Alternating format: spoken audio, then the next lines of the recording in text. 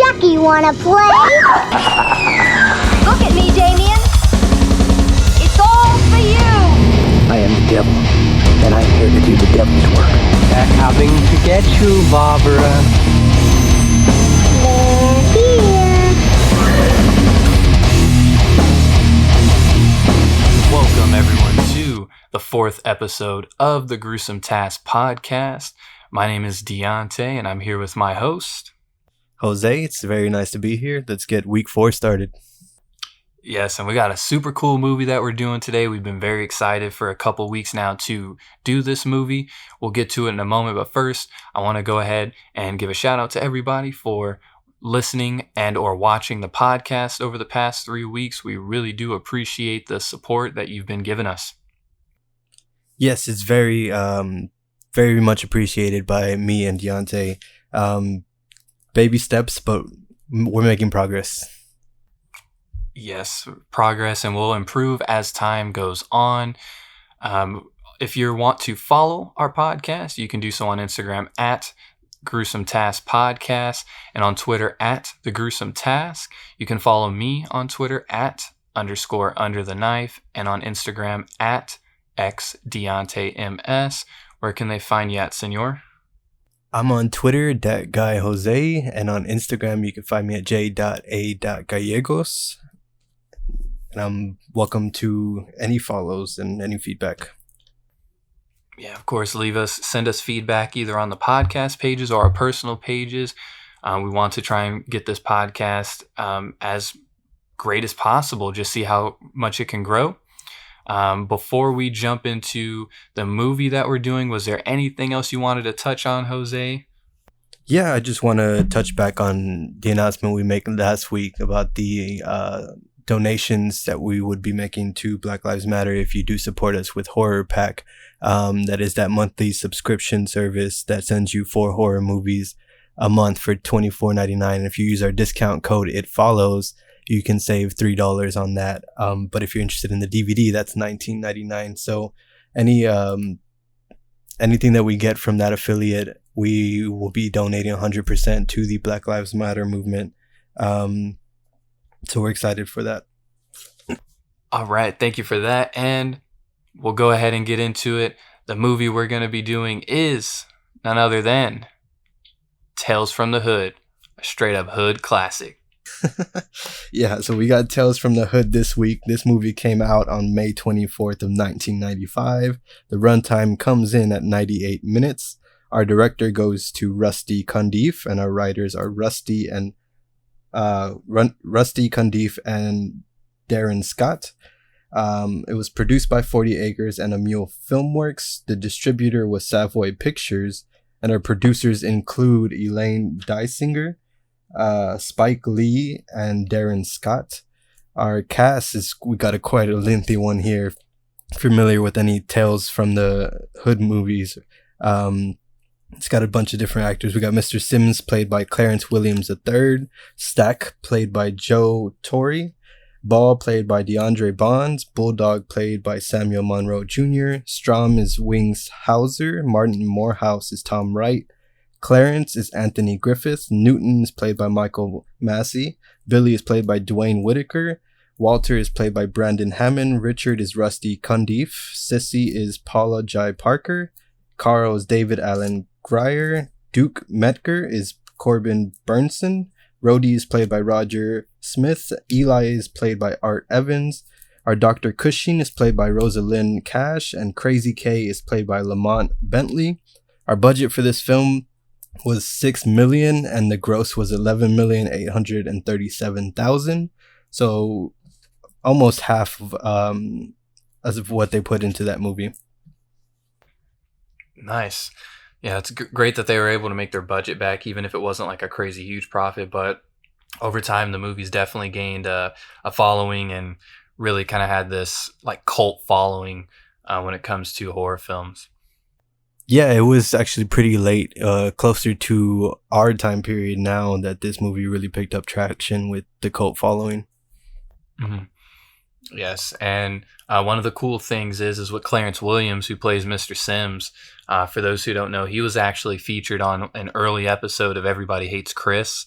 He was the one where, if you all remember the episode where Chris joins the basketball team because the teacher there at the school, who's a white teacher, saw him shoot a paper ball in a trash can, and just because he was, of course, black, he immediately thought, this guy's going to win us a championship.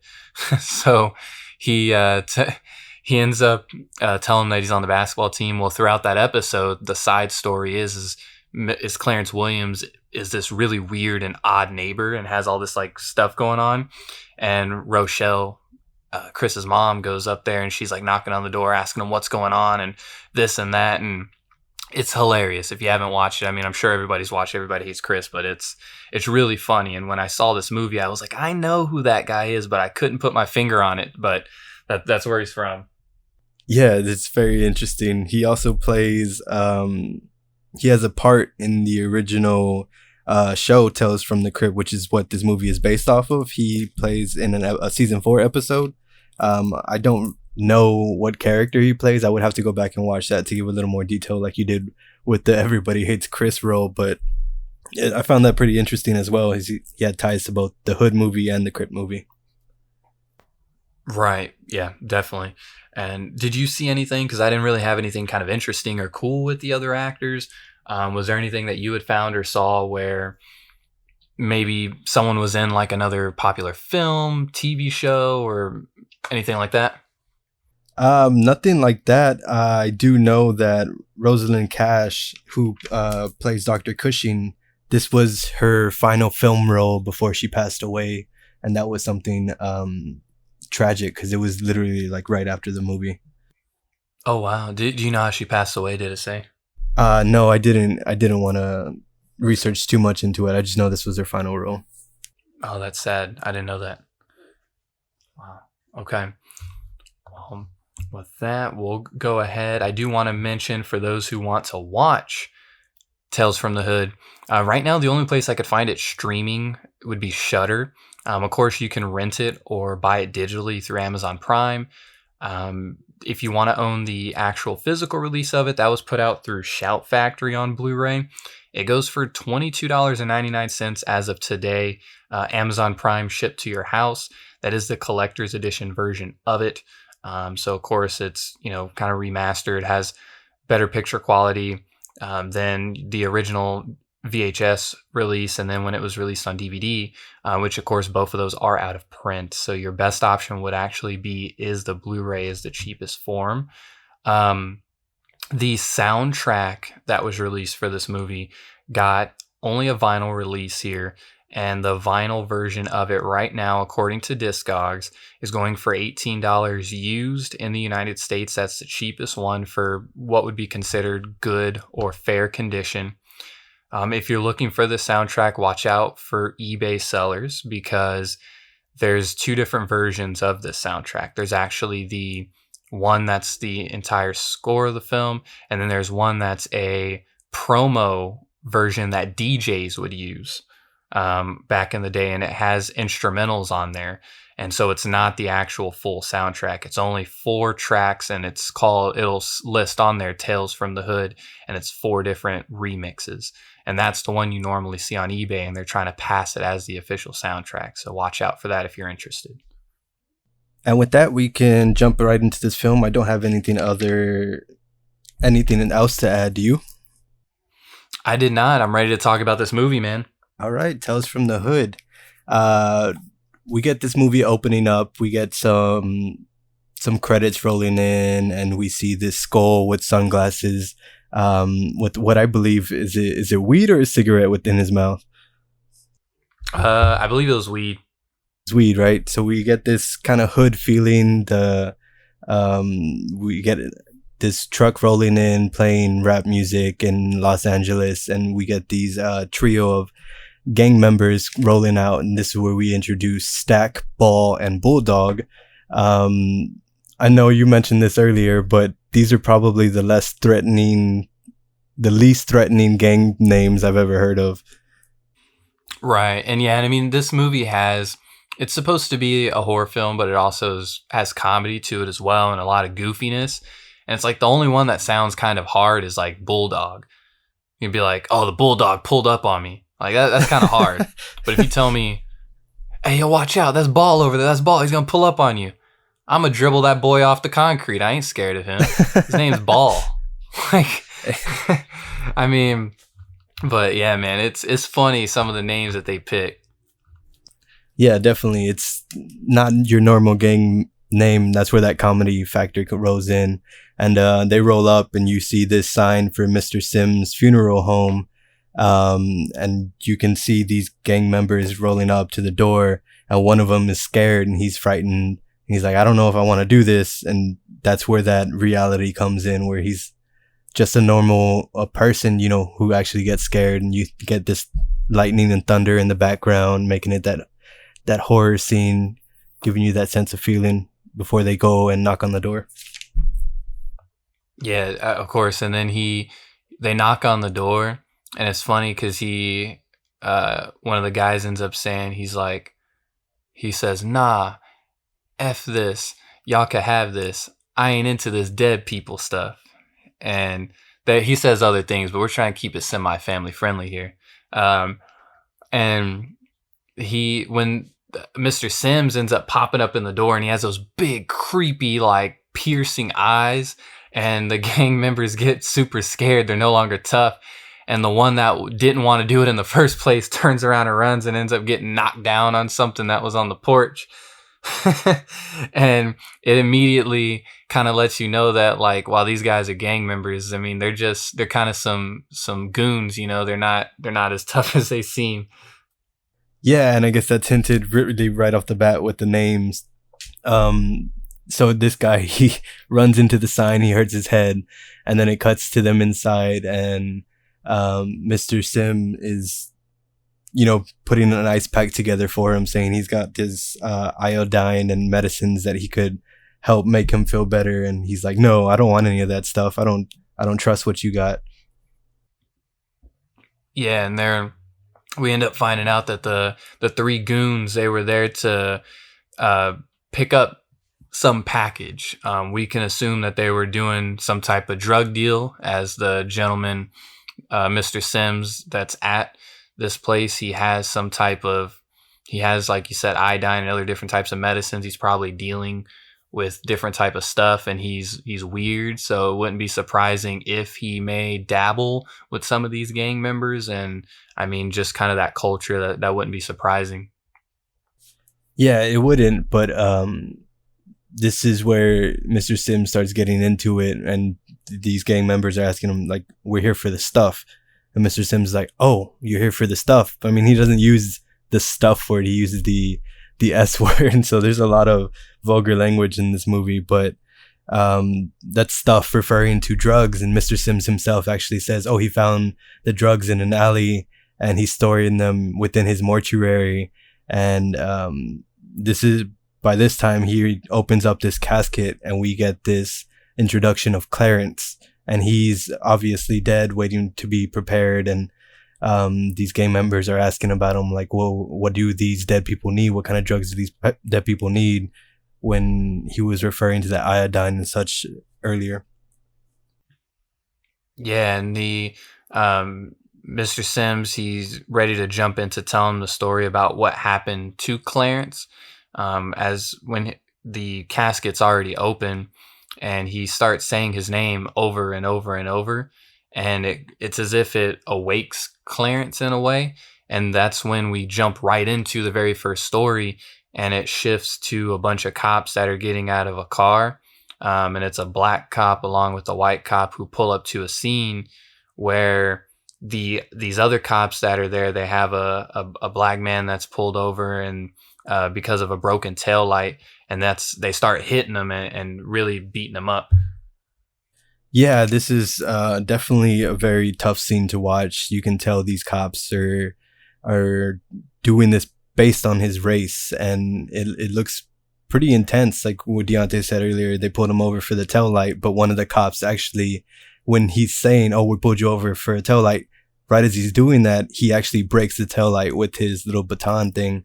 And they're just, you know, ganging up on this black man that they pulled over and harassing him and making him feel like, you know, there was a reason why they pulled him over. So then this cop that was pulling up with the black cop earlier from before, he tells the black cop to go into, who is actually Clarence, by the way, that was in that casket from earlier. And Clarence goes into the police officer and starts running the plates while these other police officers are beating this black man. Yes, and when he ends up running his information through the system, finds out that his name is Martin, and he's a pretty, I guess, high figure within the community there. And as he's gathering this information, the scene's going back to him up against the car where they had him and they were beating him. And one of the things that Martin actually tells one of the cops is, he says, I know you've been selling drugs in my neighborhood. And he mentions, I have nothing against good cops, but you're not one of them. And that's when they really, really start to lay in on him bad. Clarence gets out of the vehicle and he says, he basically says, no, wait, stop. This is Martin. And he says who he is and stuff. And they just are abusing him. They shove his head through the window, and that's where things just get really, really bad. Yeah, it gets really intense, and they really beat Martin Morehouse, who's actually a city councilman, putting away, these corrupt cops. And that's how Clarence recognized him by his name, because he's seeing that change that Martin is doing. And these other cops are just harassing him because he's putting away these corrupt cops. So now you get that motive of why they pulled him over and why they're attacking him and giving him such a hard time. And Clarence says, oh, you need to take him to the hospital. And Newton, Clarence's partner, who he pulled up in the cop car with, he takes Clarence away. And before he does that, he's like, he talks to this other policeman, Strom, and he's like, Strom, you know what you have to do. And then we cut to this next scene where Newton and Clarence are talking in their car. And Newton pulls over and he's telling Clarence, like, you have no idea what you're doing. You don't want to be where Martin is. Don't put your nose into something you don't know about. You're still a rookie. You don't want to get these cops who have been putting their lives on the line for all these years. Starts making Clarence feel guilty. And then he mentions, like, you don't turn your back on your brothers, which is like that gang feeling that these corrupt cops are entrapping them in.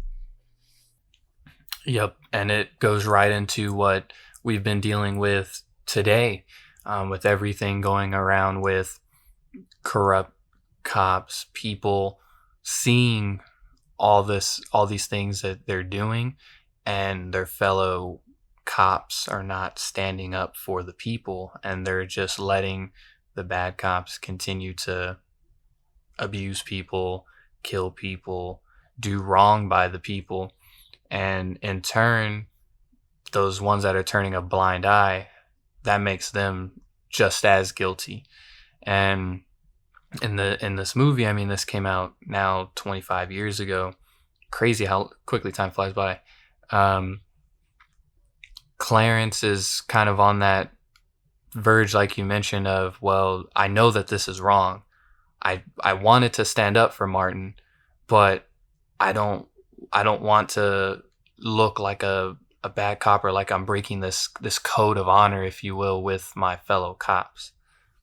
Yeah, I see it as, on my point of view, that he's scared to take any action because he feels like the whole police force is definitely corrupt, and he's going to be the one that's going to be put on, or I guess accused for what they're doing to Martin. And, there's a lot of factor that makes you think about how true to the real world this story can be, about how those corrupt cops could gang up on the good cops and force them out of the force. And this is exactly what happens in this movie. In the next scene, the Strom and his partner end up taking Martin to these docks, and they shoot him up with heroin. They stage like Martin's this drug addict who shoots up, and they plant other drugs in his car, and then they run that car off into the water off the dock. And it's definitely a heartbreaking scene seeing that, because Martin, he thinks he's going to the hospital, he thinks he's gonna live, but he ends up getting killed and framed for something he didn't do when he was just trying to get the corrupt cops out of the force to begin with. Yep. And then the very next scene is Clarence waking up in the middle of the night, and he was having a nightmare about what ended up happening. His apartment is a complete mess. Newspapers are like everywhere, and it zooms in on the headline of what ended up happening. With all the kind of craziness in his apartment, it looks like that scene of like Charlie from It's Always Sunny, where he's crazy and he has all the newspapers on the wall. It looks, I mean, that's how his apartment looked.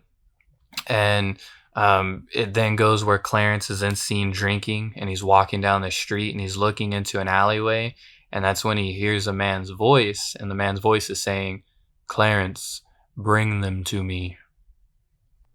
Yeah, and this is Martin Morehouse's voice, and it then pans to this mural of Martin, or a figure that looks exactly like him, and he's angry, and Clarence realizes, oh, I got to get justice for Martin. Martin's speaking to me. And then he ended up convincing the three officers to meet him at the graveyard. Right. Yeah, they go there and they ask him, like, "Clarence, why did you bring us out here?" And Clarence is clearly completely wasted. He jumps off of one of the graves, and he tells them that, if you come with me to Martin's grave, I'll put all this aside. I'll put all this aside. And one of the cops, I think it was, let me get his name pulled back up here. It was Strom, and then Strom ends up telling Newton, he was like, okay, let's go. And Billy, who's the officer that's more kind of concerned about things and just he feels like something's going on. Newton tells him Clarence isn't making it back. And that's where we find out that these cops are going with him to ultimately kill Clarence, which is they're making this more corrupt. They're just going down this line of Clarence knows what happened. He's feeling guilty or whatever have you. So we got to off him so that way we could save our own butts. Yeah, exactly. And during that whole confrontation between Strom and Clarence, Strom throws Clarence on the hood of his car, and Clarence is calling him out like, what you did. Don't BS me. This isn't something that we can hide anymore. I know what truly happened. And then they like try to come back and say, if we go down for this, you go down for this. And that's where that, don't turn on your brothers because you'll look just as bad kind of feeling. So that corruption is definitely shown throughout this whole little story, and it's such a bad look for the police force. Yep, exactly. And we then get where they end up going to the actual grave site, and one of the other things as well is this is where we find out that Clarence quit the force. And the other cops are basically calling him a wussy. And when they go there, Clarence goes in front of the grave and says, "I brought them. Are you happy?" And the cop ends up asking him, like, who are you talking to, boy? Again, going back to, if you all remember Blackula, the taxi cab driver ended up calling Blackula boy, and that triggered that's of course a racist term or demeaning term back in the day, and we hear it here in this movie. And from there they point a gun to his head. Yeah, they point a gun to his head, and this was after Strom had pushed Clarence aside and started urinating on Martin Morehouse's grave. And then he gets Billy, who was that scared one, to do the same thing. And while Billy's there at the grave, Strom and Newton, who was formerly Clarence's partner, they pull out their guns and they get up right close up behind Clarence. and they're about to shoot him. But before that happens, we get Martin Morehouse, this like zombie hand coming from the grave, and he grabs Billy by his genitals and like rips him into the ground.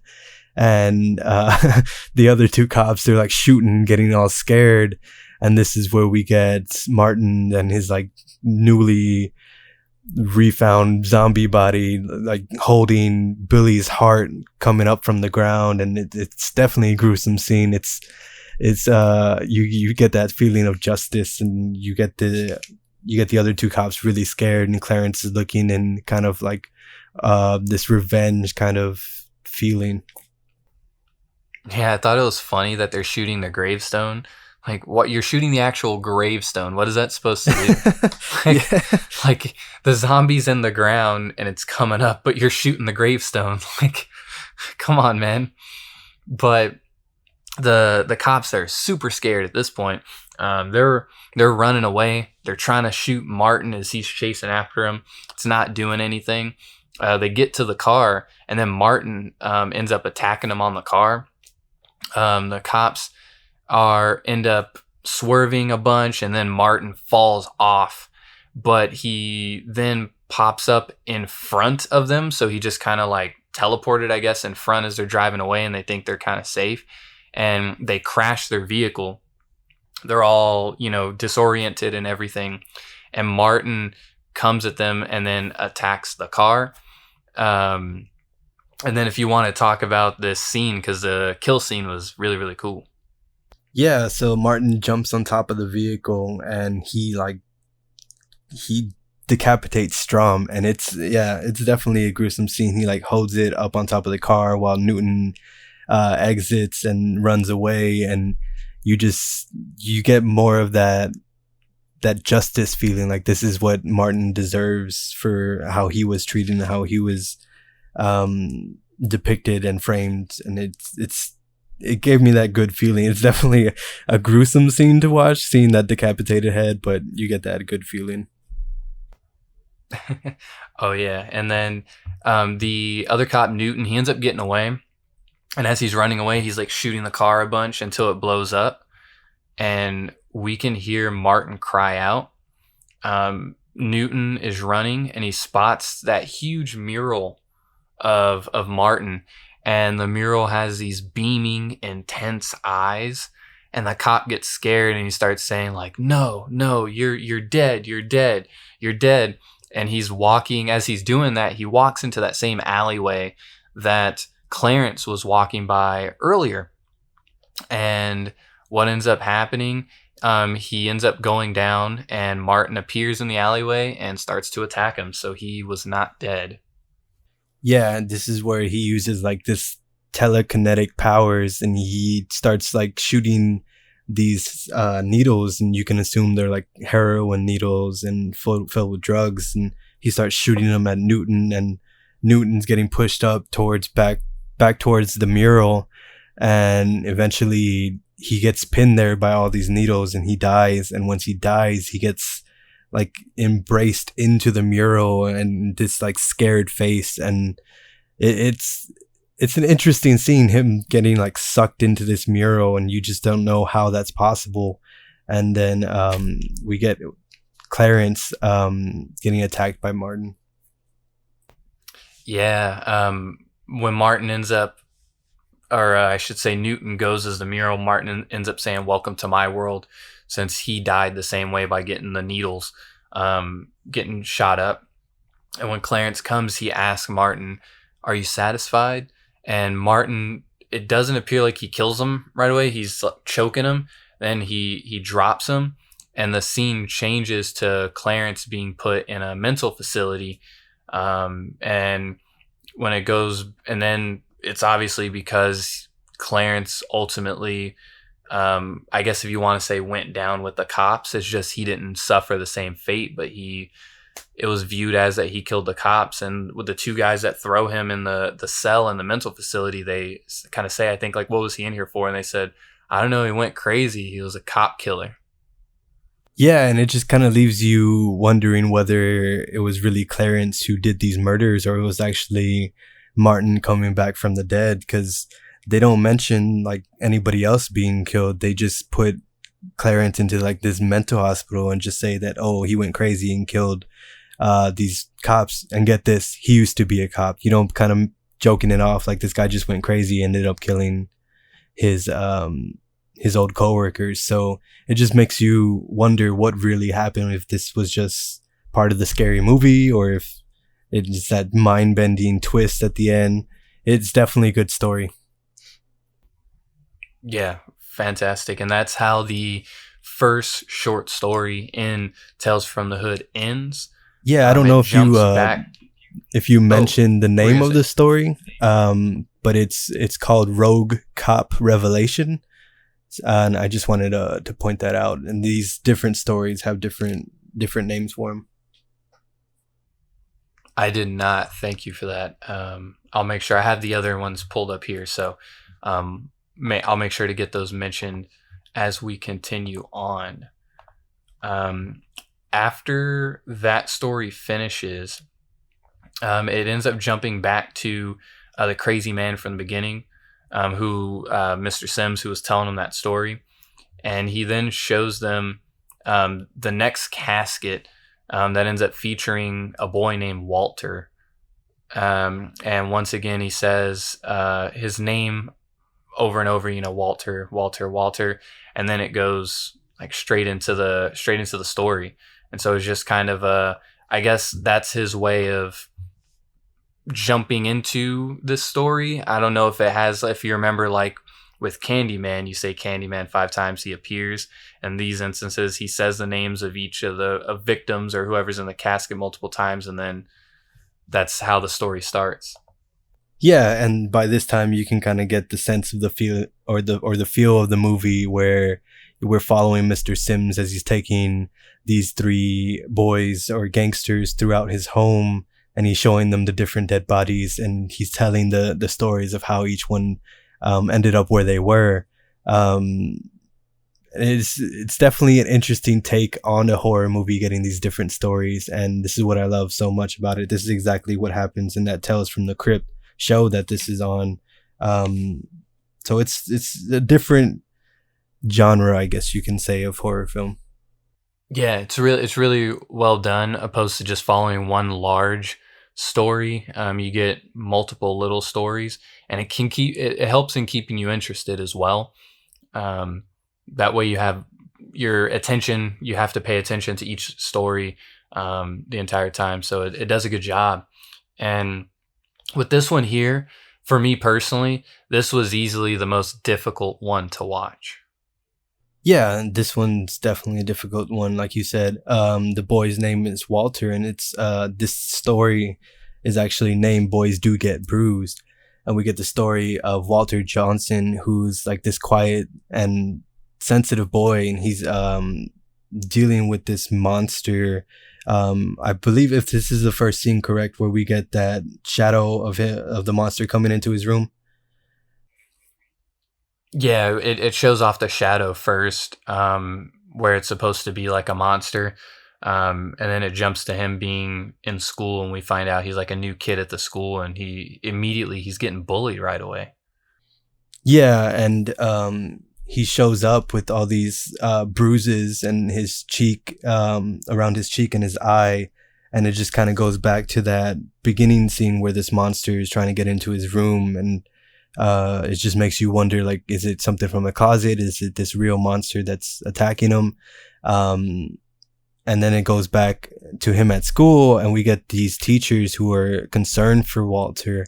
And this is where we meet this teacher, Richard, and he notices the bruises, and he's asking Walter what had happened. And Walter mentions that, this monster showed up when his real father died. And that's where you get that sense of, oh, maybe there's this new father type figure that's actually this monster who's abusing Walter. Yeah, because when he says that monster appeared after his dad died, and he mentions to him, he said, no one would believe me. And it's just kind of that sense of course, especially a lot of times, I feel like in Black culture, we do get those abusive fathers or abusive stepfathers. And the story does a good job of showing and just kind of, as not necessarily saying, hey, this is a stepdad, but this is a monster, and that interpretation of it. Yeah, and I like the direction that they took that, because these people truly are monsters. Like, why would you go as far as to abusing a little kid that had nothing to do with you or your anger, and now they're getting the bad end of it? You know, these people are monsters, and I think that was a good direction to take this this villain figure. Right. And we end up getting where it goes right back to him being in his room. It's the same, kind of a similar scene. The door's being attacked and shoved. The creepy hand comes through now a little bit farther in, and we get these crazy long nails that are coming through that door. And the scene cuts back to Walter in school with yet again another bruise that his teacher notices. And so he's kind of keeping record of each of these things, and every time asking Walter, what, are you sure, this didn't happen? And he continues to tell him that it's the monster. Yeah, and we get that same teacher, Richard, asking him that what had happened. And during this, Walter is actually staying inside from like recess, and he's afraid to go outside because he's getting bullied. And he's drawing his bully, whose name was Tyrone. And, he's trying to, what does he say? He's heard it from someone that if you draw the people you don't like, and then you set them on fire, they end up like leaving and going away, right? Yeah, he says that the girl that was sitting behind him told him that if you draw a picture of them and you do something to it, kind of like voodoo, basically, that they can get hurt. And when the teacher Richard's talking to him, he has two pictures. He has one of his bully and he has one of the monster. And when it came specifically to the monster, the girl said, well, you'll need to burn it to kill it.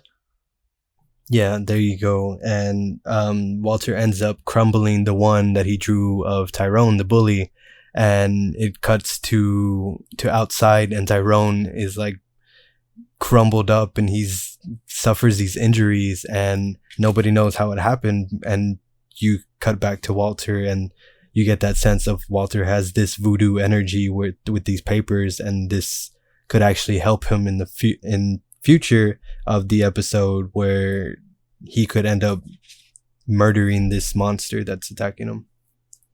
Yeah, I thought it was funny too, because when the ambulance comes and they're putting Tyrone in there, that one teacher's like, boy fell down the stairs and broke both arms and legs. Boy must have weak bones. Yeah, that was pretty funny. They had no explanation for it. They're just like, well, this is what happened.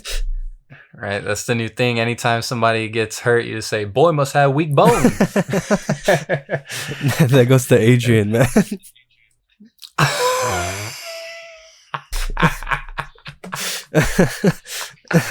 Oh my gosh. For those listening that know, they'll laugh at that. That's awesome. Basically, we just have a friend who broke his arm while wrestling, so it's pretty funny for us. He had weak bones. He maybe deep down Mauricio was inside the house and he drew a picture of Adrian. He crumpled it up, cleaned him up. That's exactly what happened. So then the next scene, Richard decides to actually go over to Walter's house, and this is where we get introduced with Walter's mom, who is being extra with like multiple X's seductive towards Richard. And I mean, Richard's a good looking dude, but man, he was there for business, and his mom was there for business too. You know what I'm saying? Yeah, she's getting all frisky and stuff. It was definitely a weird thing, because he's definitely trying to be serious about Walter. He's trying to tell her like, oh, Walter has all these bruises, and she's just like making the most flirty passes at him. Yeah, and the teacher's trying to tell the mom, because he's sitting at the dinner table and the mom's there where the dishes are, and he's saying, hey, this is what, he's talking about this monster, blah, blah, blah. and the mom saying like, "Oh, it's nothing. We've talked about it. I told him not to bring up that monster," and he brings up the bruises, and that's when she gets angry because she knows why he has those bruises, and he says, "Walter, get your narrow behind down here right now," and Walter comes down there. And she's like tell him that you made this up. She wanted him to lie to the teacher. And that's when we get introduced to the actual monster. Yeah, at this point, after she gets mad at Walter, Richard's starting to leave the house, but we get the introduction of Carl, who is Sissy, who's the mom, that's her boyfriend, and he comes home and he sees Richard, and we get this like monster shadow that is seen by Walter, and that's where we can tell that, oh, Carl is in fact the monster. And then you get Carl going with Richard to the kitchen while Sissy's like mixing drinks and stuff for them, and Richard is telling them about this monster, and Carl is just like playing it off, and it's just getting nowhere. And he then gets insulted by Richard, and he asks Richard to leave right away, and we start to see Carl become that monster, and he starts abusing Walter. Yeah, he goes upstairs, he puts him into the corner, he lifts him up, and he's abusing him. He's ready to hit him, and the mom ends up running in there to try and stop, and that's when he hits the mom really, really hard, causing her to bleed actually. And it was very, very difficult to watch. I'm sure, like most of you, like any type of abuse towards women and children, I can't watch any of that stuff. It was very, very hard to watch the scene, and he's just going in, and the camera does a good job of actually changing angles to, like you mentioned, where his shadow appears bigger and he appears like the monster. Richard from his car can see the shadow in the window of him, and he hears screaming from the mom, and he decides to run back into to try and run back into the house. Yeah, we get Richard coming back into the house, and he ends up fighting Carl. But he's getting beaten like really badly. Carl is just full of anger completely, and Richard starts getting beaten, and at this point he's down and he can't move, and Carl makes his way to Walter. He spots Walter and he flips over the table, and before he can get to Walter gets that drawing that he made of earlier of the monster, and he ends up folding it and crumbling it, and then you see Carl just like become this little blob on the floor, and it's definitely a funny scene because he just starts folding, starts breaking down, and you hear bones breaking and him in agony, and it's you get that justice feeling again about of all these other people getting their peace with it. They're coming back and fighting off this monster, and he ends up getting burned after they burn the paper. Yeah, the Carl, he gets turned right into a Auntie Anne's pretzel, and the teacher tells Walter, "You know what to do," because based off what Walter had told him earlier, that the only way to kill it is to burn it. They throw it on the stove top and burn him up, and that ends that story.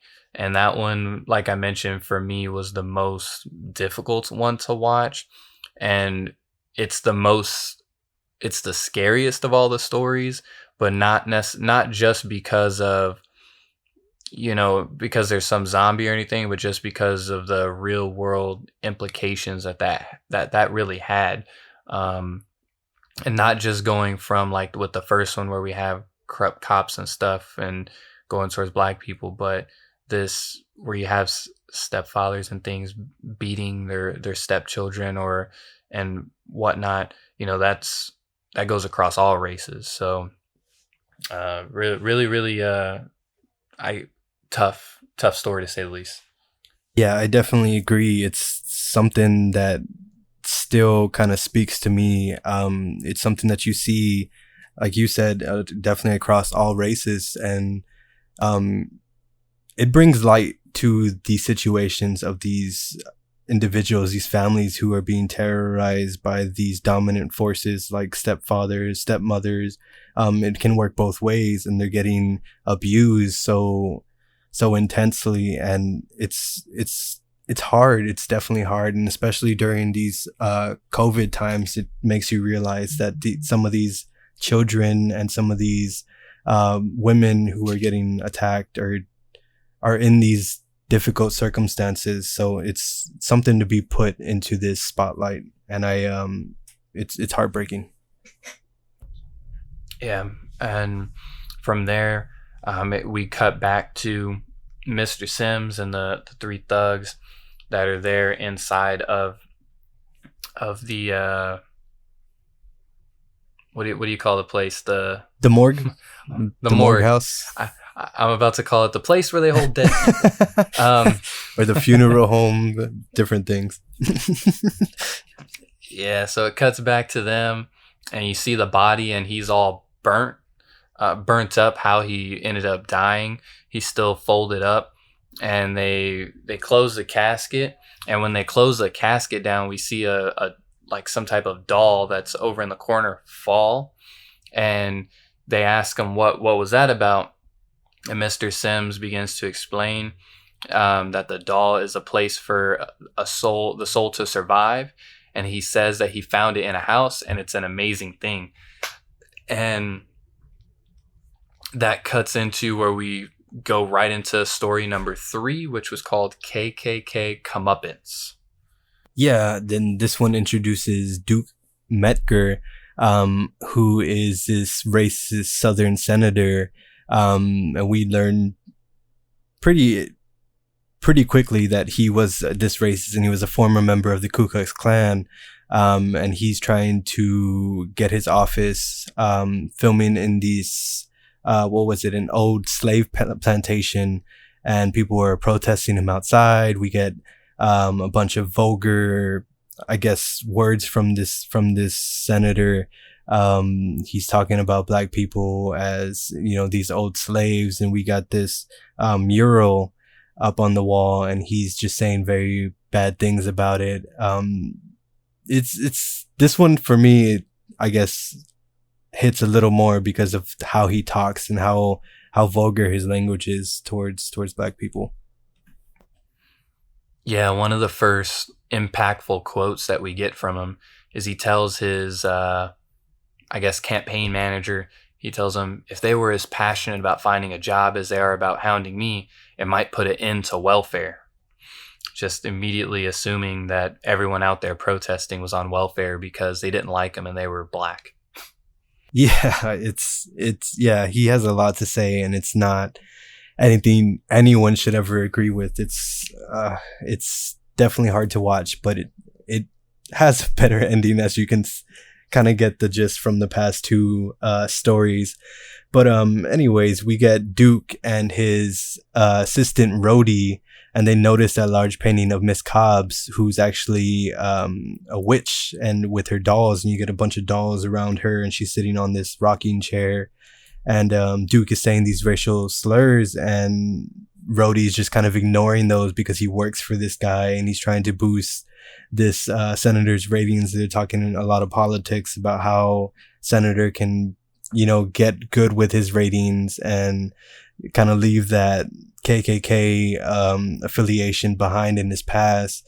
One thing he refers to even just the dolls as the N-word dolls, and that's something that kind of gives you that character of who this man really is. And then one of those dolls, after he says that, you can kind of see like in the bottom under a floorboard as they're leaving, and that goes into the next part.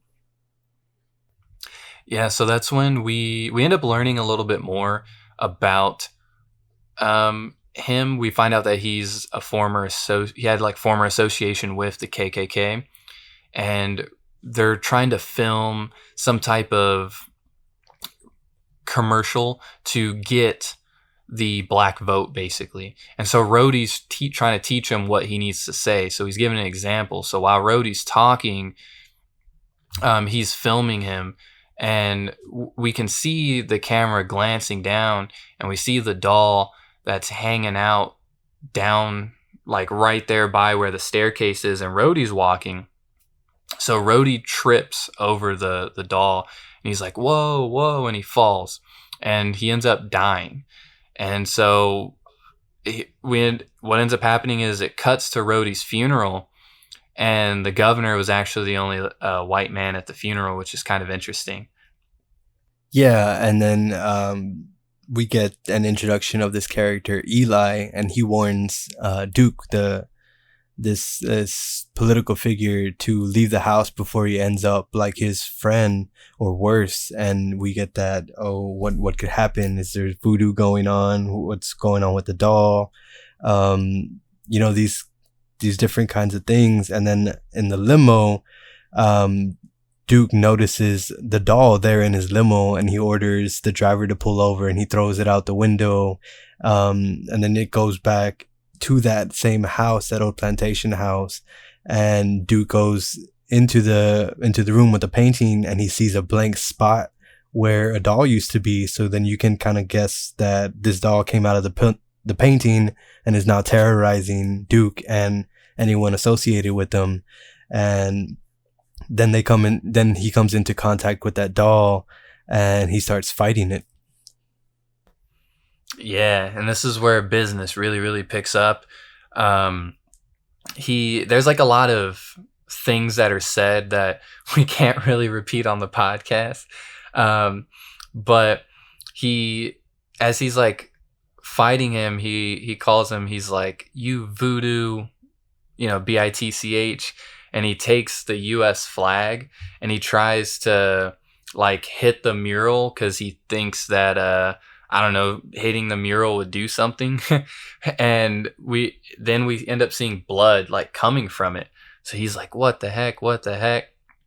And the little doll swings from some lights that are dangling, kind of like a chandelier type thing. And he ends up biting Duke on the neck. And then Duke throws it on the ground and begins to hit it. And he starts, this is a funny quote, to be honest, but he starts saying, he's like, I'm going to blow off your little N-word balls. And it's just like, you have this dude who's like supposed to be running for this office position, and he's just like pure full on racist, and he's having a fight with this voodoo doll.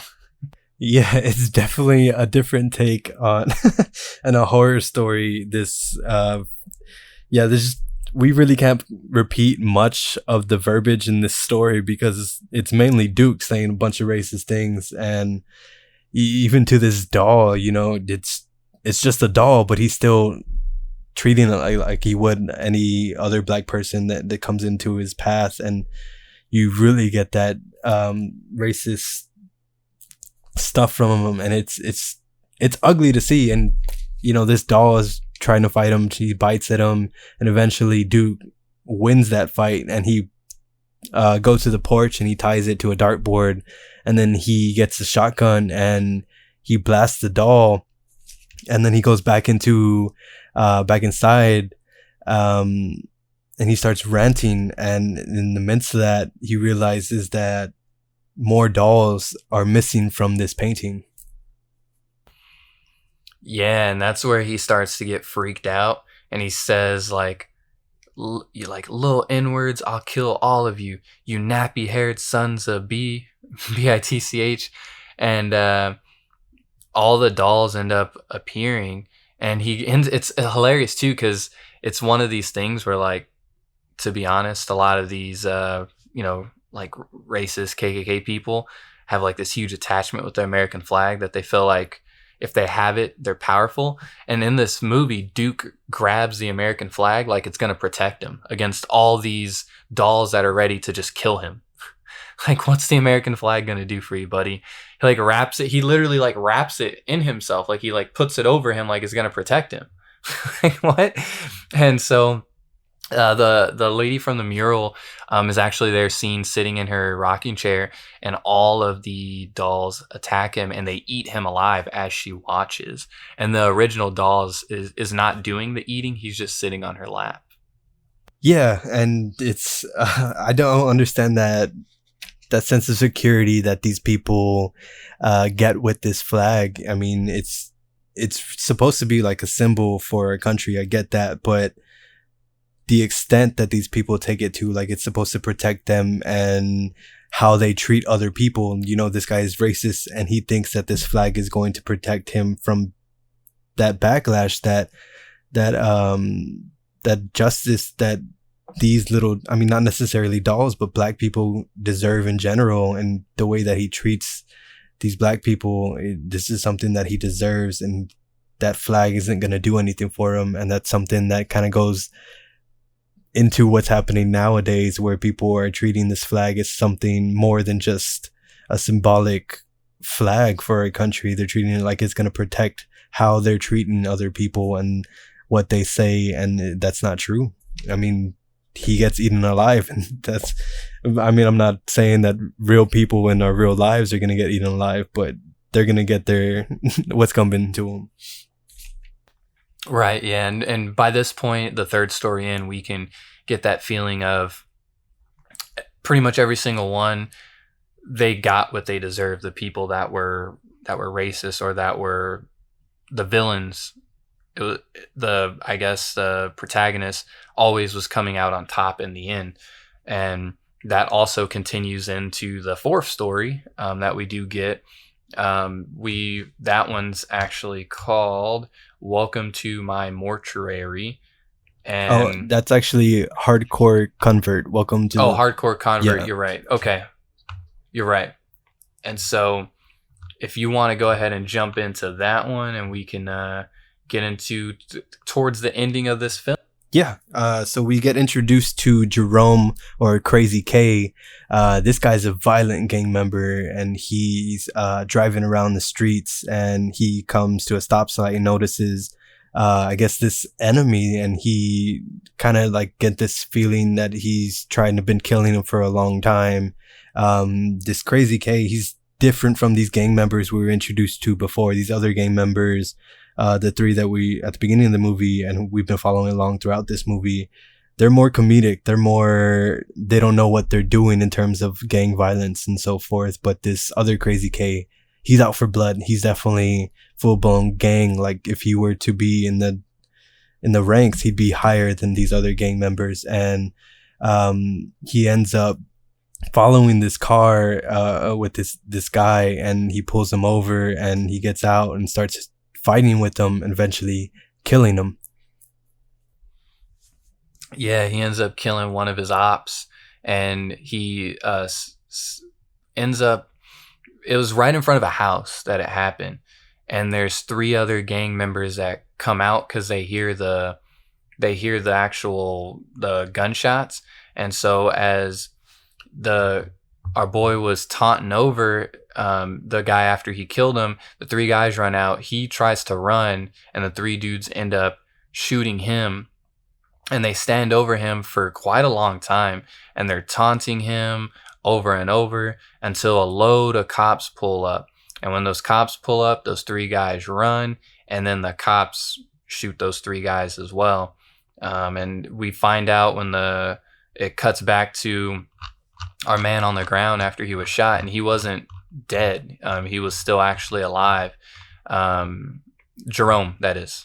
Yeah, he's there on the floor, and it comes back to him. You see him breathing still. And he survives, but he gets arrested and he gets sent to prison. He receives a life sentence for suspicion of murder 3 times, along with other charges. And then we get introduced to this Dr. Cushing, who is played by that Rosalind Cash that I mentioned earlier, who ended up this being her final role. She arrives at the prison, and she asks for Crazy K to be transferred to another facility. And we get that whole transfer, and he gets transferred somewhere deep underground, and it makes you feel like what is she going to do with Crazy K? Is she like this is this going to be like a Frankenstein type story? Is she going to transform this character? It's very interesting.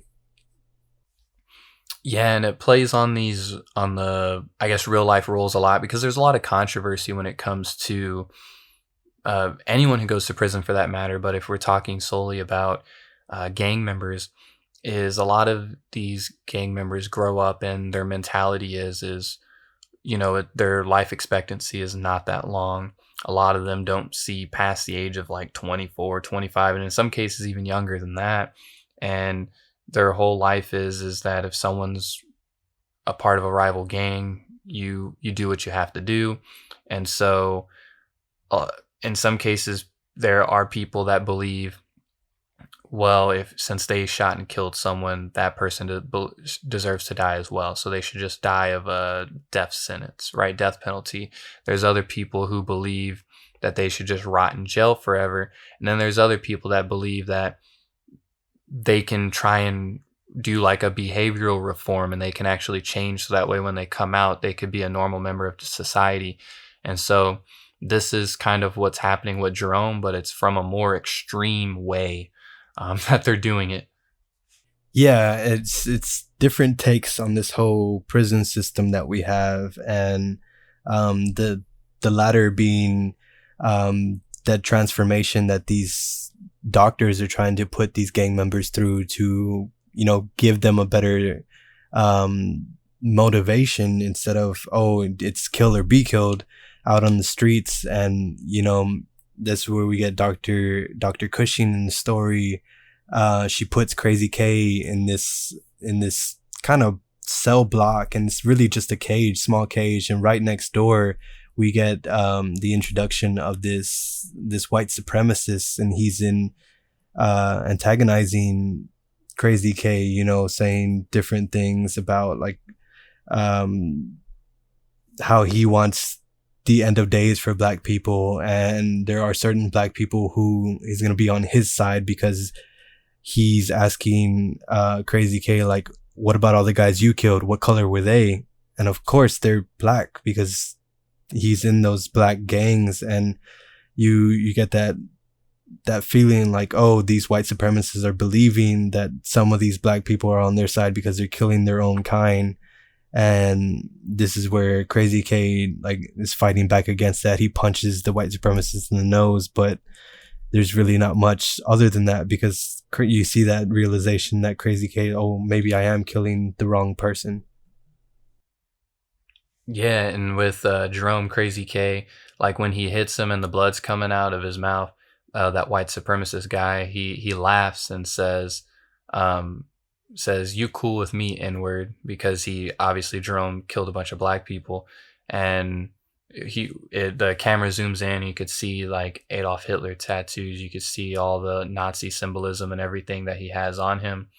And that's when Jerome ends up getting pulled out of his cage by the doctor, and he gets taken down to this kind of, I guess, basement, if you will. And he's on this really weird torturing devices. Basically, if you've ever seen kind of like Frankenstein, where they strap him up to the board and there's kind of the electricity and everything, it's really, really weird.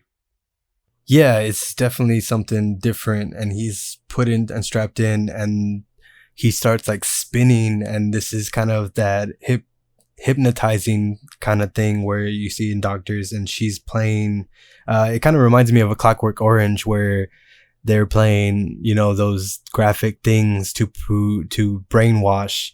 And for this movie, they're playing those KKK and white supremacists doing lynchings to black people. And then it cuts to gang violence, to where Crazy K is seeing some of the victims that he's killed, and it cuts back and forth, and it's that brainwashing type of feeling that's, like I mentioned in Clockwork Orange, if you've seen that. And it's that weird take that you get from the Doctors, and it gives me an ugly feeling, like going back and forth, seeing those things and being brainwashed like that. Like it's definitely horrific for me. Yeah, and and the other thing that was kind of interesting too is while they were doing that, like with some horror films or with other movies, you would expect maybe it's like some dark music, some kind of horror-esque music, but no, they kept it as the soundtrack has been this entire time. They played some fire 90s hip hop music while you're watching all of these people get killed. And she's saying, the doctor is saying over like a microphone, "You don't like seeing black people killed? Ain't that what you've been doing your whole life?" And he starts to see the tattoos of the white man again. And it goes on for quite a while until they drop him in this sensory deprivation chamber. I believe that's what it was called. Yes. Yeah, and he starts seeing more of those people that he's killed, and they're talking to him. And this is where you realize really how the damage that this gang violence and just even Jerome himself, who's one person, has done, because it's not just one or two people he's killed. What was it? Probably 30 people that they showed. Like, it was a lot. Yeah, this chamber, look, he's at one end strapped into this chair and not able to move very much, and then it just seems like a long hallway that he's looking down, and the light is flashing on and off, and then it starts like picking up, and then that's where that brainwashing comes in, where he starts seeing these victims that he's killed, and one of them is a little girl. And she asks him like, "Oh, why did you kill me?" He's like, I don't remember that. And then she tells him like, "You shot me through, what was it, like a door or through the wall?" And she was just wrong place, wrong time. And he's like fighting back, saying like, "Oh, it wasn't his fault. She was just in the wrong place." And he was trying to get revenge for what had happened to him. And it's such a tough scene to watch, because you realize how much impact that this gang violence has on on your own people. You don't mean to attack these standbyers, but that comes along with this gang violence, because you're just shooting at houses randomly, and it's so heartbreaking, because that little girl really touched me. Like, why are you going to go through that? And he doesn't even pay any mind. He's fighting back. He's trying to stay hard, like this gang member that he is. Yeah, one of the things he says is he ends up saying, a bullet ain't got no name on it. And then that's when he led into, he was in the wrong place at the wrong time. And it was real difficult to watch. Like, you see all the people that he killed, and I guess it comes with the territory of being a gang member. So you're like, okay, but when the little girl pops up, that's when it gets tough. And after this scene goes, the doctor is back, and she tells him that he needs to take responsibility of changing things, and that he needs to be the one to break this chain and break this cycle. And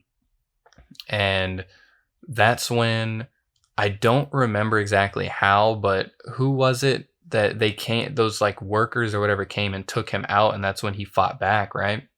Yeah, and this whole time he was just saying, he was really uncaring of what he did. He just trying to stay hard, and the more it went on, the angrier he got, and the more he felt threatened, the more he just wanted to get out of there.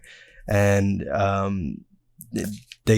just transport that these guys are taking him to is really just taking him back to that first moment where he got shot and he's lying there, and he ends up dying by those three guys that shot him. And this is where this story comes to its conclusion.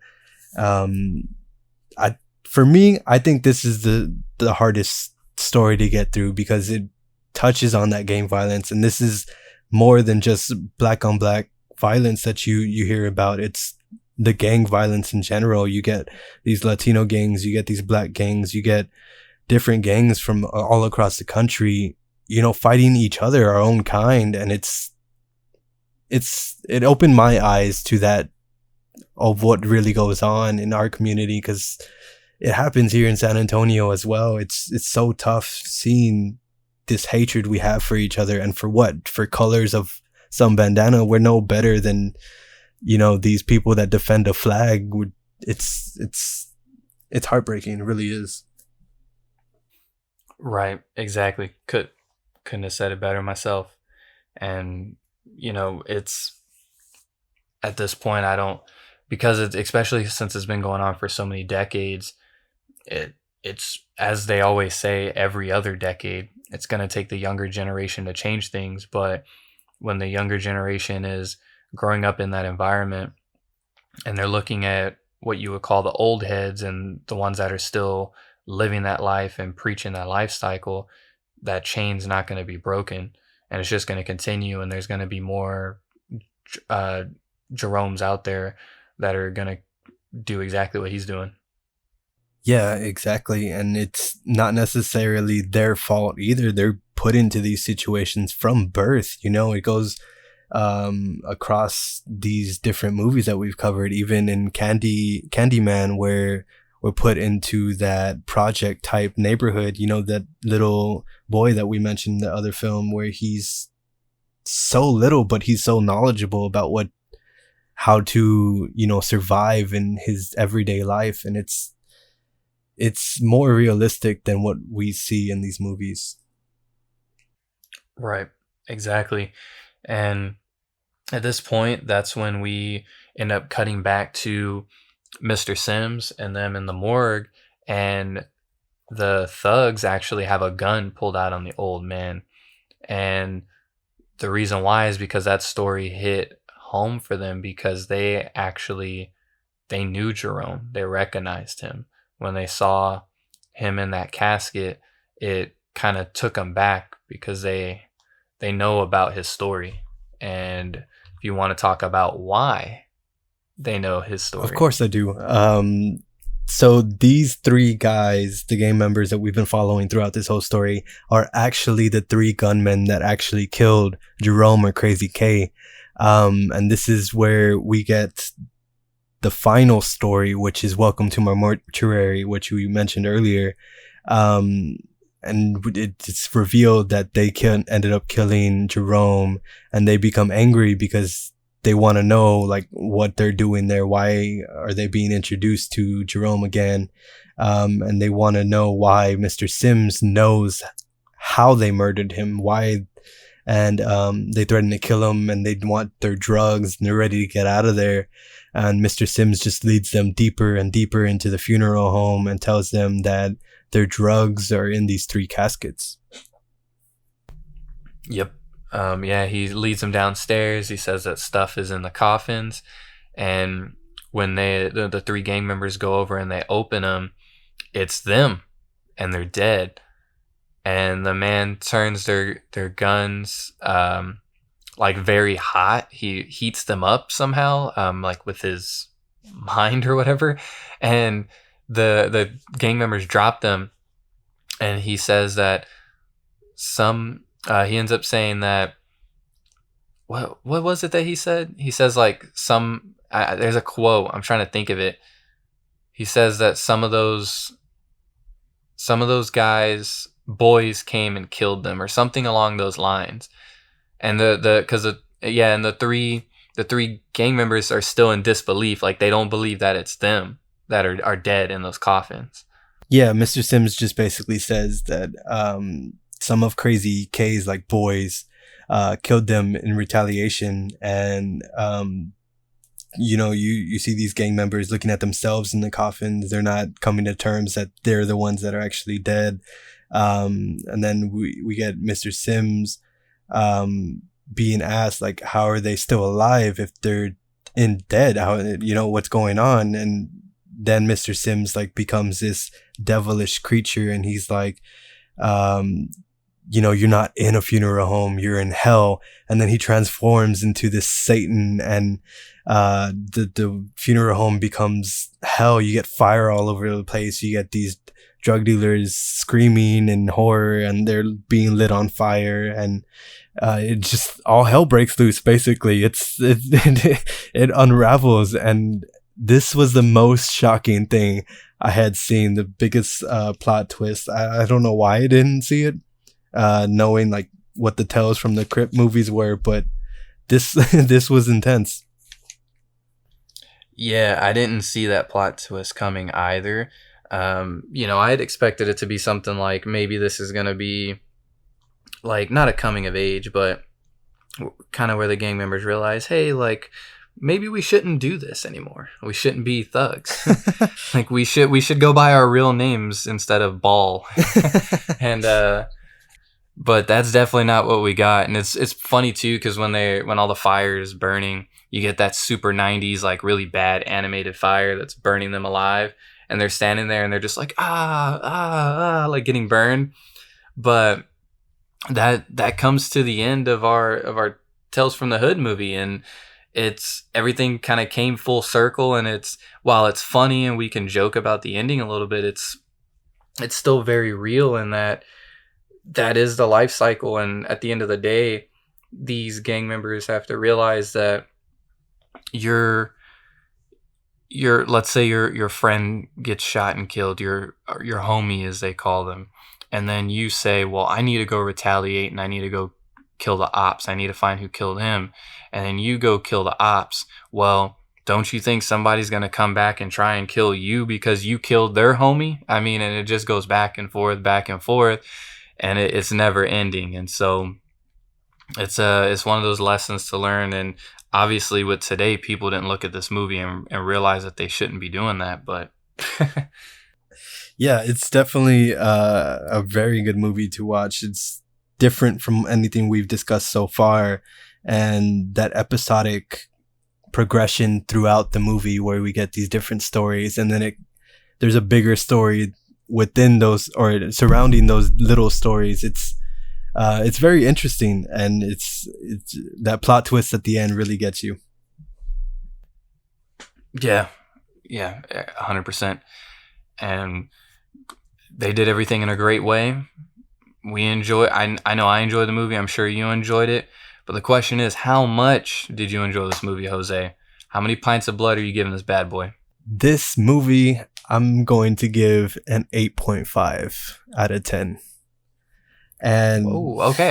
That's the highest you've given a movie so far. Yeah, it definitely is. For me, I think the horror aspect of this has little to do with how high my rating is. This is a great movie from start to finish. I mean, you get that comedic, you get the seriousness, you get the political injustices throughout the movie, and it's a lot to handle, and it's definitely something I recommend to everybody. That rewatch factor is there.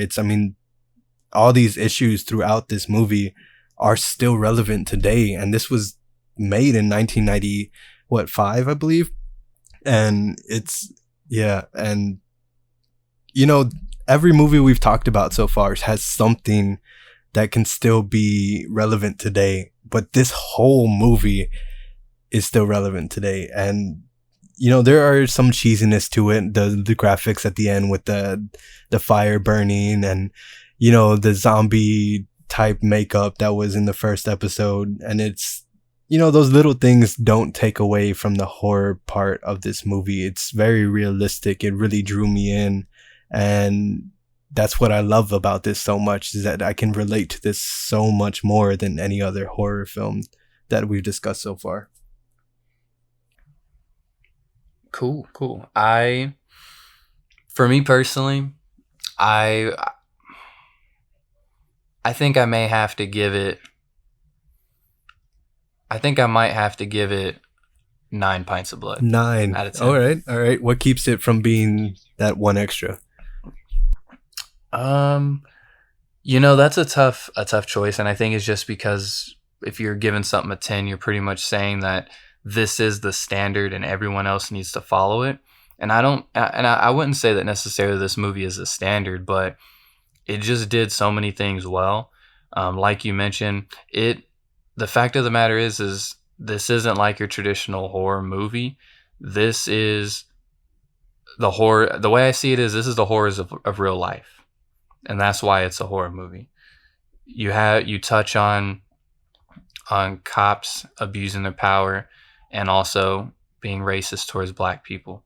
You have, dads beating up on their kids, beating up on their spouse, on their girlfriends. That's a horror in itself. The third one, you have people who are in political power that are racist, discriminatory, have racist ties to KKK. It's very much in real life. That's a horror as well. And then jumping into number 4 with actual gang violence. Every single story is so meaningful, and whether this type of movie was done in 1970, 1980, it was done in 1990, it worked for the early 2000s, and it works now going into the 2020s, and based on the way that the world's going, I'm sure it'll work in 2030 and 2040 and 2050. It's something that you could watch at any time and relate to it, which is why it's so well done. I love the soundtrack. I love how over the top it was at some moments. It was great. It was great. Yeah, I definitely agree. It left me speechless the first time I watched it, especially after watching Blackula before it. I was not expecting this. I was expecting that comedic side of black horror that, is really more populated. So this caught me off guard, and after the first episode, which was that rogue cop revelation, I was invested so much more. It caught me, like I said, it caught me off guard, and all the stories within this, and it just doesn't touch on that racial with the police. It touches on that, the abuse in homes, and the gang on gang violence. It's very diverse, and it's very realistic, and I love it so much. Oh yeah, it's definitely one that I want to add to my shelf and buy, because before we decided to do this movie, I had not watched it yet. So, doing this was my first time watching the movie, and it's 100% one that I could it's very rewatchable. Yeah, I'm on the same boat. I hadn't seen it before either, and I was just expecting more of that Tales from the Crypt, more of that comedic horror type of feel, but it had that, but it also got intense very quickly. Yep, exactly. And did you have any? Yeah, I was just gonna say I got some facts here about the movie as well, if that's what you were trying to lead into as well. You read my mind, my brother. All right, so one thing that I read upon was this movie was put onto Laserdisc before it was even DVDs were made, and then that transfer, there was a special commentary featured on the Laserdisc that didn't get transferred to DVD. I didn't find anywhere to see if it was put onto the Blu-ray copies that were put out, but I know for sure that the DVDs don't have that special commentary, and I know that it was really all the producers and stuff that made it so influential, and a lot of backlash on why it wasn't put on DVD. A lot of people were outraged on that because that commentary is very important to the film. I haven't had the chance to look it up to see if it's out there. I'm sure it's on YouTube or whatever, but I know that was taken off for DVD. Wow, I wonder how come they didn't include it. That's pretty weird, but I wouldn't be surprised if it's on the Blu-ray release, because Shout Factory usually does a good job of getting all that kind of stuff in there. So I'm sure it is. I just have to look it up to confirm. Oh yeah, for sure. That's something I didn't really get to, but I'm sure it's on there. I just thought that was very interesting. I don't know why they wouldn't include it on the DVD. I'm not sure if it was maybe something to do with the storage space on the disc or what, but another thing that I have here is that Duke Metger, which we get in the third story, which is that KKK comeuppance, where we get the senator beating the racist senator running for that office role. Duke Metger is the combination of two real-life white supremacists, David Duke and Tom Metzger. Yeah. Interesting. Yeah, so it ties in that real-life factor a lot more. So it's I thought that was very interesting. That's crazy. I'm surprised. That's pretty cool. I didn't know that they did that. Yeah. And then we do have a Tales from the Hood 2, which was made and put out in 2018. That took 20 years, and it really only gained traction because of the release of Get Out by Jordan Peele. Is there a reason why like it gained traction because of Get Out? Was it just because Get Out put like a bigger focus on black horror, so people started going back and watching these older films? Yeah, pretty much. I know for sure when I went to go see Get Out, the many times that I did in theaters, especially at Draft House, they would put all those like trivia facts about black horror and stuff, something I hadn't seen before.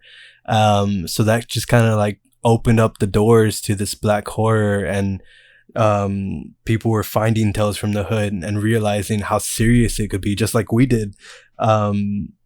And then it really gained that traction. They had always wanted to do a second movie for this, but it never really had that following. And they also had a lot of trouble getting, original actors and directors and producers and different things like that. Like I know Spike Lee actually isn't attached to the second movie. Oh, wow. Okay. Yeah. So, and you can actually stream the second Tales from the Hood movie. It's currently on Netflix. Yeah, I definitely have to go and watch that. I know it's got some pretty good reviews, and after this first one, it's got my attention for sure. Yeah, I'm excited as well. Who knows? Maybe that's a down the line future review. Ooh, that would be a good one. This on the list for sure. I also have here that in interviews, Rusty Cundiff, who's the director and partial writer, he has actually had former gang members tell him that the movie inspired them to leave their gangs. So after that story with Jerome or Crazy K, these real life gang members were reaching out to Rusty and telling him that their lives were so impacted they left their gang. And I thought that was very inspirational. Something you don't hear about from movies very often. Yeah, and I'm sure that when they made this film, that was something that deep down they probably really hoped that that their message would be heard in that way. So the fact that some gang members did stop their gang violence is awesome. That's amazing. Yeah, for sure. I like I said, I believe everybody should see this movie. It's very eye-opening to the different struggles that people of color go through every day, not just necessarily black people, but I know this is very,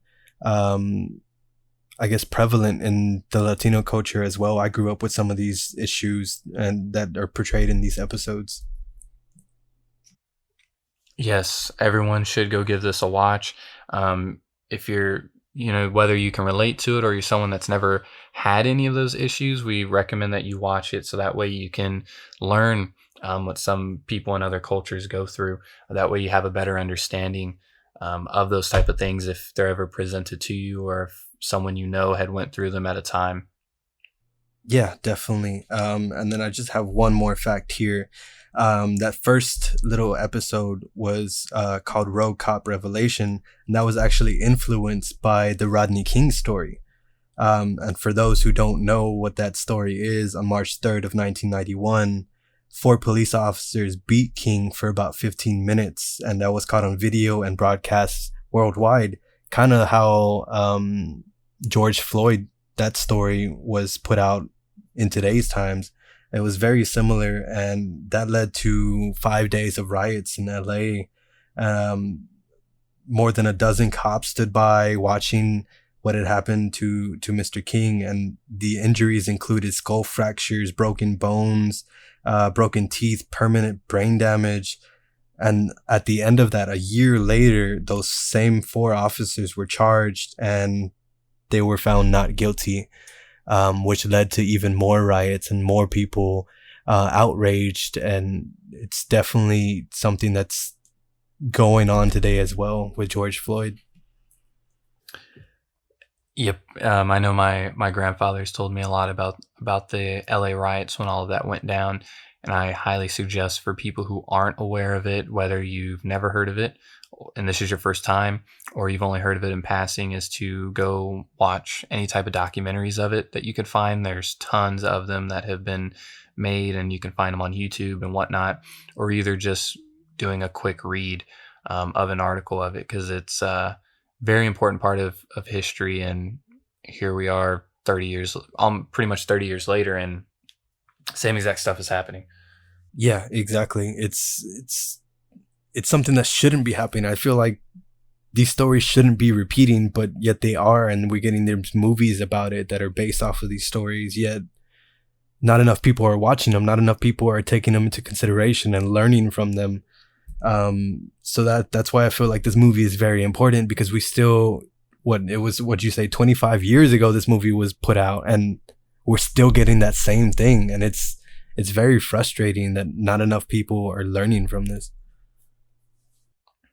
Yep. Hopefully at some point, our society will be able to learn from its mistakes and the events that have happened in it. And until then, unfortunately, we'll probably just keep making these mistakes.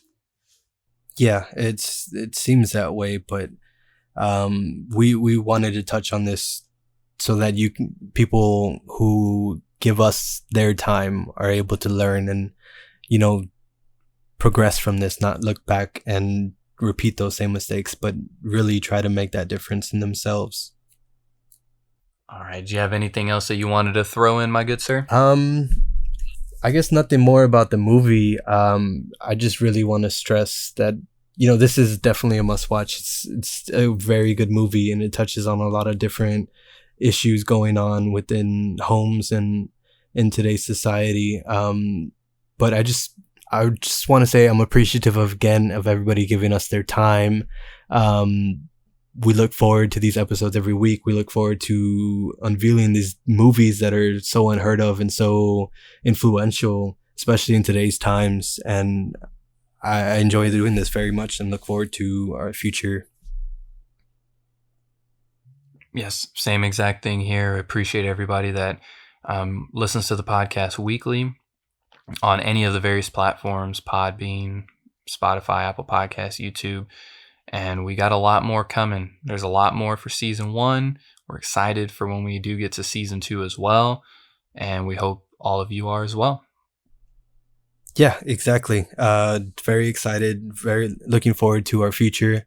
We can only grow from here, and it's just going to keep getting better and better. Stick with us as much as you can. Go watch these movies. Go buy physical content. You can find me on social medias on Twitter, @GuyJose, and on Instagram, j.a.gallegos. I'm going to go ahead and sign off. Look forward to next week. We'll catch you in the next one. Yes, and you can follow the podcast on Instagram at Gruesome Task Podcast, on Twitter at The Gruesome Task. You could follow me on Twitter at _undertheknife, and on Instagram at Deonte MS. Remember to check out Horror Pack. Use code ITFOLLOWS, and you could save yourself $3 on your Horror Pack.